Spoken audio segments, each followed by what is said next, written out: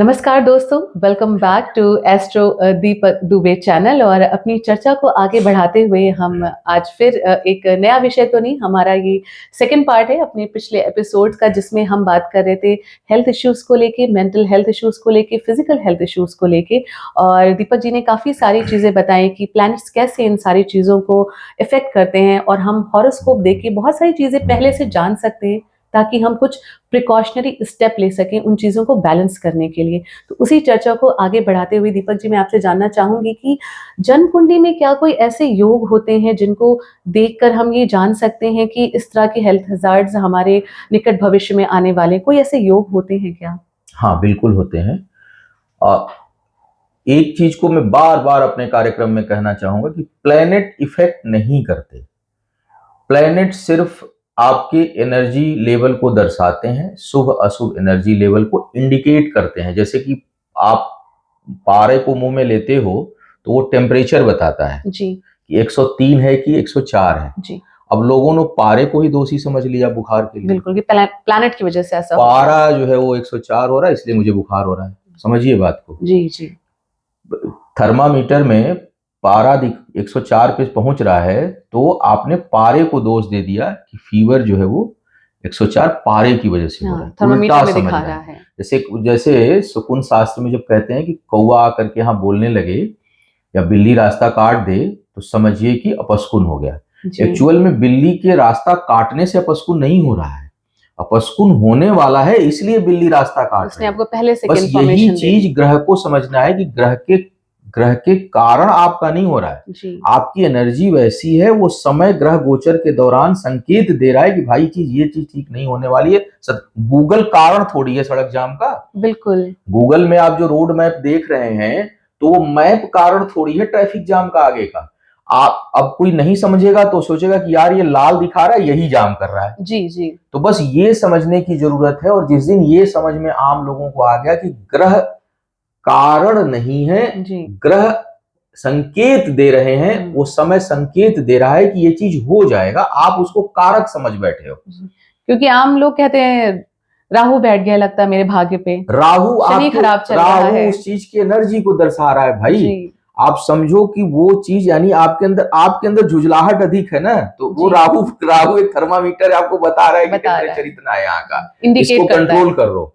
इसको इंडिकेशंस है। हाँ, कुंडली जो है वो एक रिप्रेजेंटेशन है आपके शरीर के एनर्जी लेवल की, जी, हर क्षेत्र की, वो कार्य क्षेत्र की हो, सोच की हो, विवाह की हो, जीव संबंधों की हो, उसको रिप्रेजेंट कर रहा है, वो कारक नहीं है। कई बार तो लोग ऐसे बात करते हैं, मैं आता हूं अभी आपके मुद्दे जी, पर, जी, उपचार पर। लेकिन ये हमारा जो कार्यक्रम का उद्देश्य रहा है या शुरू से है, जी। वो है कि एस्ट्रोलॉजी विथ लॉजिक। बिल्कुल, बिल्कुल। लॉजिक के साथ आप एस्ट्रोलॉजी पे बात करिए, जी, उसको उसको उसके भ्रमों को दूर करना सबसे जी, बड़ा मेरा उद्देश्य है कि इसमें जो बिल्कुल। भ्रम और भ्रांतियां हैं उसे दूर किया जाए। जी, तो पहली बात ये समझ लीजिए कि ग्रह के कारण आप बीमार नहीं हो रहे हैं, आप बीमार होने वाले हैं, इसलिए ग्रह संकेत दे रहा है। संकेत दे रहे हैं। तो इसको थोड़ा सा अगर हम ठीक समझ लें, तो फिर हम ग्रह को दोष नहीं देना है, उससे संबंधित चीजें आपके जीवन में कम हो रही हैं। आप चंद्रमा शनि के साथ अशुभ भाव में है, तो वो संकेत दे रहा है कि आप नशे के शिकार हो जाएंगे, हो जाएंगे। न कि वो नशे का शिकार आपको वो जाके थोड़ी चंद्रमा थोड़ी पी रहा है, ड्रिंक कर रहा है या कोकीन ले रहा है। जी, जी, आप जो है आप ले रहे हो ना, तो वो दिखा रहा है कि आप नशे के शिकार हो जाएंगे। तो आप अगर समझ गए उस बात को, तो मत करिए ना नशा, उसको छोड़ दीजिए। उसका उपचार यही है, लेना थोड़ी उपचार है। बृहस्पति आपका बिगड़ रहा है, तो मीठा छोड़ दीजिए, फिजिकल एक्टिविटी बढ़ा दीजिए, क्योंकि बृहस्पति आलसी है। बृहस्पति आलस्य उत्पन्न करते हैं। चलने का काम लोग अक्सर बृहस्पति वाले लोग दिमाग का काम करते हैं, चलने। दूसरे को क्या कहूं, मैं खुद उसका शिकार हूं। मुझे फिजिकल काम करने में दिक्कत होती है, जी। तो लेकिन मैं उससे जूझता हूं। मुझे पता है कि यार ये करेगा, क्योंकि मेरे भी लग्न में बृहस्पति बैठे हुए हैं। तो लग्न के बृहस्पति हैं, तो वो अपनी चीजें दे रहे हैं, देंगे, अच्छाई भी देंगे, बुराई भी देंगे। तो आपको वो समझना है अब कि भाई ये कारक नहीं है, ये इंडिकेट कर रहा है कि ये हो जाएगा। ठीक है, अब आते हैं उपचार के ऊपर। आपने पूछा कि क्या पूजा पाठ, हाँ, हवन या शांति पूजा, इस तरह की चीजें। शक्तियां प्रकृति में 3 तरह की हैं जी, और कष्ट भी 3 तरह के हैं, दैहिक, दैविक और भौतिक। भौतिक कष्ट में आता है आपकी सांसारिक समस्याएं, गाड़ी नहीं है, घोड़ा नहीं है, मकान नहीं है, मेटेरियलिस्टिक चीजें, मेटेरियलिस्टिक फाइनेंस। चीजें, टीवी नहीं है घर में, उसके लिए आप परेशान हो रहे हैं, फ्रिज नहीं है, उसके लिए परेशान हो रहे हैं। उसकी प्राप्ति भौतिक सुख सुविधाएं हो गई। वो ताप हो गया, कष्ट हो गया, ताप माने कष्ट, दैहिक दैविक भौतिक ताप। तो अब और शरीर में स्वास्थ्य आता है, और दैहिक दैविक और दैविक, दैवी में प्राकृतिक चीजें आती हैं जिस पर आपका नियंत्रण नहीं है, नेचुरल चीजें आती हैं।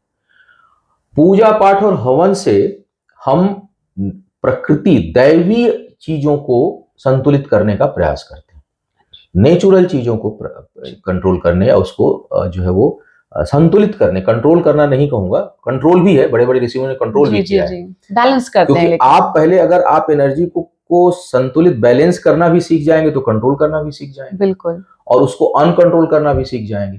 तो गृहस्थ जीवन में उतनी संभावना तो नहीं है कि आप वो एनर्जी के साथ खेल पाए। बड़े बड़े ऋषि मुनियों ने उसका प्रयोग किया है, और अभी भी बहुत से लोग प्रयोग करते हैं, बिल्कुल।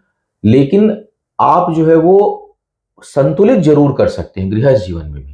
अच्छा, हाँ, ताकि दैवी चीजें जो है आपके आसपास, से क्या होता है, जैसे आप इसको आजकल कई लोग ऑरा भी बोलते हैं। ऑरा अगर आपका पॉजिटिव है तो आप किसी भी व्यक्ति से आप मिलेंगे तो वो आपको रिस्पॉन्स अच्छा देगा, और आपकी वाइब्स जो हैं, आपकी, और आपके साथ गलत चीजें टकराएंगी ही नहीं।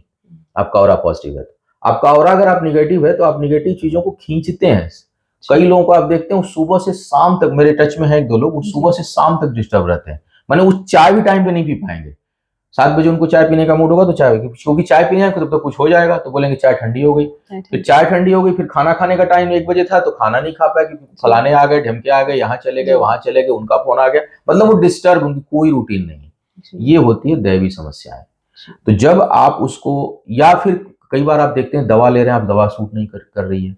प्रयोग हुआ है कई जगहों पर कि एक दवा 2 पेशेंट को आप दे रहे हैं दवाएं, एक को महामृत्युंजय अनुष्ठान के साथ दे रहे हैं, एक को बिना उसके दे रहे हैं, इसको फायदा अधिक हो रहा है। गायत्री मंत्र पे भी शोध हो चुका है कहाँ प्रभाव ज्यादा पड़ता है। तो मंत्रों से हम जो नेचुरल चीजें हैं, प्रकृति की चीजें हैं, ईश्वर प्रकृति का, बिल्कुल, हम तो उसको मानते हैं, एनर्जी है। तो हम प्राकृतिक चीजों के लिए पूजा पाठ और हवन बहुत जो है वो लाभकारी है। और ग्रहों के गोचर में आपका प्रश्न था कि क्या कौन सी ग्रह दशा और गोचर ऐसी होती है जो प्रभावित करती है स्वास्थ्य को।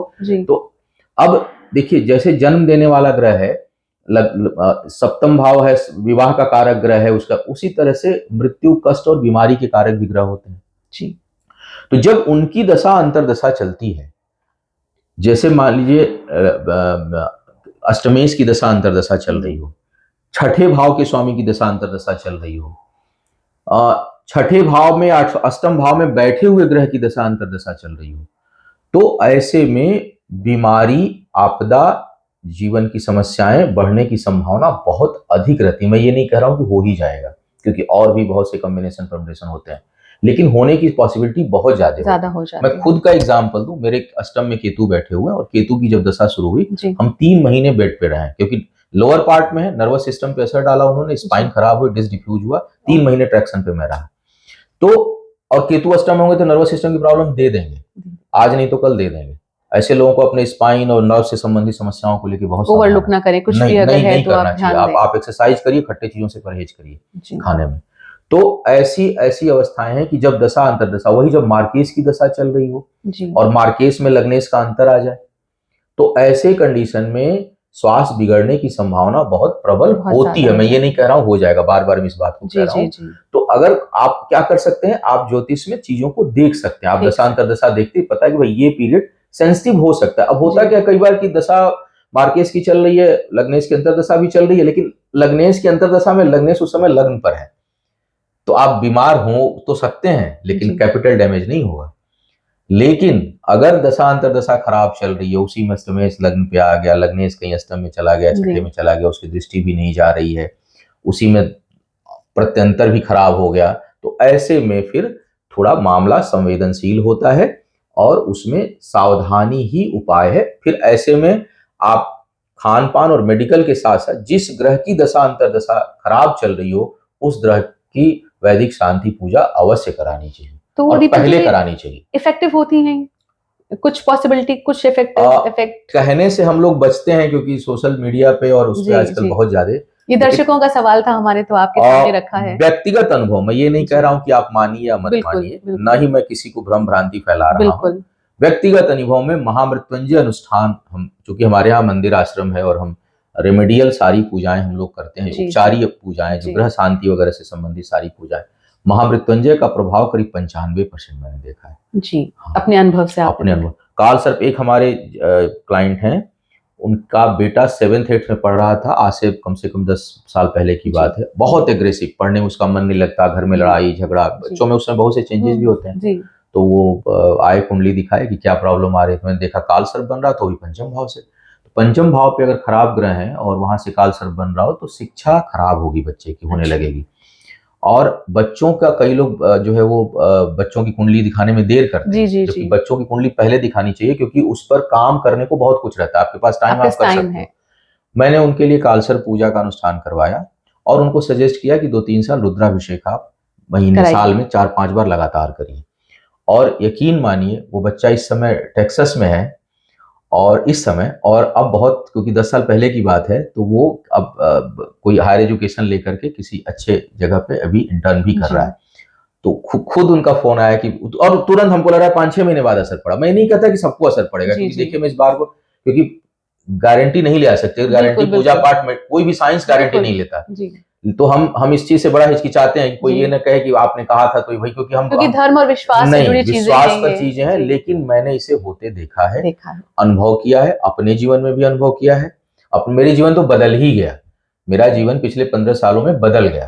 तो अब जो है वो बहुत प्रभावशाली अनुभव मुझे रहे हैं, और निश्चय ही, और दैवी कृपा तो फिर और बहुत, आप देखते हैं कि जो लोग योग ध्यान रेगुलर करते हैं, उनका ऑरा बहुत डिफरेंट होता है। रामदेव जी केवल योग नहीं करते, सवेरे उठ के डेली हम उनके पतंजलि में रहे, वहाँ हवन भी सुबह 4 बजे हवन होता है, एनर्जी फॉर्म यज्ञ होता है। हाँ, सुबह यज्ञ होता है गायत्री मंत्र। ठीक है, आप आर्य समाजी हैं, लेकिन आप आर्य समाजी होकर के भी आर्य की विधाओं को, यज्ञ और हवन को तो मान रहे हैं ना। ठीक है, आप बाकी मंत्रों को नहीं मानते, तो वो एक अलग विषय, वो डिस्प्यूटेड है, उसमें मैं नहीं जाना चाहता। लेकिन सवाल है कि आप कुछ मान रहे हैं और कर रहे हैं, और उसको आप इतना कर रहे हैं। देखिए, किसी भी चीज को एक्सट्रीम पे ले जाना ही तो ईश्वरत्व है। बिल्कुल, किसी भी चीज को आप एक्सट्रीम पे जब ले जाते हो तो ईश्वर की प्राप्ति, या किसी चीज को कर लो। तो वो हवन को इतनी शिद्दत से कर रहे हैं कि, और योग को, कि उसमें कन्विक्शन है, एक विश्वास है, एक ईश्वरत्व पूर्णता प्राप्त हो रही है। उसी को तो पूर्णता कहते हैं ना भाई, एक अपनी चीज के पूर्णता पे तो है। औरा तो इतना पॉजिटिव है कि आप सामने जाएंगे तो सामने वाला जो है दब जाता है, औरा से दब जाता है, खाली बातचीत की बात ही बात। तो वो क्या है, वो दैवी शक्ति है, उसको आप जागृत कर सकते हैं मेडिटेशन से, पूजा से, हवन से, यज्ञ से, और मंत्रों का प्रभाव पड़ता है। जिस ग्रह के मंत्र की शांति आप पूजा करते हैं, निश्चय ही उस पर बहुत हद तक, जी 100% में फिर नहीं कहूंगा कि कोई, लेकिन वो बहुत हद तक जो है वो पूजा पाठ और वैदिक शांति नियंत्रित करती है। दीपक जी, जैसा भी आपने बीच में कहा कि आपका जीवन पूर्णतः बदल गया, तो आपकी जीवनी पे तो अपने दर्शकों के लिए एक अलग से एपिसोड बनाएंगे, क्योंकि हम सबकी जानने की इच्छा है। लेकिन इस विषय को आगे बढ़ाते हुए मैं एक प्रश्न और रखना चाहूंगी आपके समक्ष कि पूजा पाठ की तो बात हमने कर ली और देखा भी है, आपने अपने अनुभव से भी देखा है, लेकिन रत्न एक बहुत इंपॉर्टेंट रोल प्ले करते हैं, क्योंकि हम देखते हैं लोग काफी सारे जेमस्टोन्स पहनते हैं। तो इन सारे प्लानिटरी जो हमारे डायनेमिक्स है उनको कंट्रोल करने में या बैलेंस करने में क्या रत्न काम करते हैं, या इनका क्या डायनेमिक्स है ये? मेरी समझ से जो जेमस्टोन को लेके मेरा अनुभव रहा, वे लोग मुझे पूछ देते हैं कि आप क्यों नहीं पहनते, तो क्योंकि मैं उसका थोड़ा मर्म समझता हूँ। जरूरी नहीं कि हर चीज पहने, बिल्कुल। अगर हम फूड प्रॉपर ले रहे हैं तो मुझे विटामिन लेने की क्या जरूरत है, तो बहुत अच्छी अलग से गोली लेने की, हाँ, अगर हम फूड अपना प्रॉपर डाइट ले रहे हैं, फिर मुझे बीकासोल और बी कॉम्प्लेक्स खाने की क्या जरूरत है। लेकिन हाँ, जेमस्टोन काम करता है मेरी समझ से विटामिन की तरह, या एनर्जी को बढ़ाने में काम करता है। लेकिन जेमस्टोन पहनना बहुत सोच समझ कर चाहिए। अब ये नहीं कि किसी को भी गुस्सा आ रहा है उसको लिख देखता हूँ मोती धड़ल्ले से लिख देते हैं। अब वो कई बार पता चला कि मोती पहना तो दिए और डिप्रेशन में भी आ रहा था, अब वो उसका डिप्रेशन लेवल और इंक्रीज कर गया। क्योंकि अगर चंद्रमा मार्केश हुआ आपकी कुंडली में तो और डिप्रेशन भी आ रहा है, तो मोती पहनने से नहीं ठीक होगा मामला। अब जो है उसकी शांति पूजा और उससे संबंधित इनटेक को आपको सुधारना पड़ेगा, सारी चीजें टोटलिटी को देखनी तो आपको टोटलिटी में देखनी पड़ती है कि हम किस जेमस्टोन को पहने। कई बार दशा अंतरदशा बड़ी कॉन्फ्लिक्टिंग चलती है। जैसे मान लीजिए, पहली बात तो ये आपके प्रश्न का उत्तर समराइज करके दे दूं कि हाँ, जेमस्टोन भी एनर्जी लेवल को इंक्रीज करता है। जिस ग्रह की एनर्जी कमजोर पड़ रही हो लेकिन वह ग्रह आपके लिए फायदेमंद हो, उसी का जेमस्टोन आपको पहनना चाहिए। कोई भी जेमस्टोन आप केवल राशि की, चंद्र राशि मेरी कुंभ है, मत पहन लीजिए, क्योंकि कुंभ में या चंद्र राशि कुंभ है तो हम नीलम पहन लेंगे। हो सकता है लग्न आपका कर्क हो या सिंह हो, तब तो शनि मार्केश हो जाएगा, पहनिए नीलम, घटना दुर्घटना हो जाएगी। और नीलम को लेके तो बहुत वैसे ही भ्रांतियां हैं कोई भी ग्रह, जी जी, केवल नीलम नहीं, नीलम को लेके लोग ज्यादा भ्रांति इसलिए करते हैं कि नीलम, सारे रत्न लगभग उसी तरह प्रभाव डालते हैं, लेकिन नीलम को लेके दीपक जी कुछ बहुत जैसे सारा मांगलिक को लेके लोगों ने बढ़ा रखा है। बिल्कुल होना ये चाहिए कि भाई, क्योंकि शनि लंबे समय तक प्रभाव डालते हैं, तो आप कोई भी ग्रह केवल चंद्र राशि के अनुसार मत पहन लीजिए। आपको ये भी एनालिसिस करना होगा कि यह ग्रह जो है मेरे लिए सुटेबल है कि नहीं, नंबर एक। दूसरी बात, अगर यह ग्रह सुटेबल भी है तो दशा किसी इरिटेटिंग प्लेनेट की तो नहीं चल रही। मान लीजिए अगर जो है वो राहु की महादशा चल रही है, मंगल आपके लिए फायदेमंद है, बुध आपके लिए फायदेमंद है, तो क्या उस समय मंगल का रत्न आप पहन लेंगे? नहीं पहन सकते। मंगल का रत्न पहनेंगे, राहु की दशा इरिटेशन लेवल इंक्रीज कर देगा, उस समय अब आपको नेगेटिव इंपैक्ट हाँ, उस समय आपको एमराल्ड पहनना चाहिए, पन्ना। लेकिन क्या पन्ना भी पहनना है कि नहीं, देखना वो पन्ना, वो बुध मार्केश तो नहीं है, स्वास्थ्य तो आपका ठीक चल रहा है कि नहीं चल रहा है। अगर सेहत खराब चल रही है और बुध से संबंधित प्रॉब्लम चल रही है तो पन्ना भी उस समय मत पहनिए। बेहतर है कोई रत्न मत पहनिए, रुद्राक्ष पहन लीजिए अगर आपको ज्यादा पहनने का शौक है तो जेम स्टोन काम करता है, लेकिन जेम स्टोन रिएक्शन भी देता है।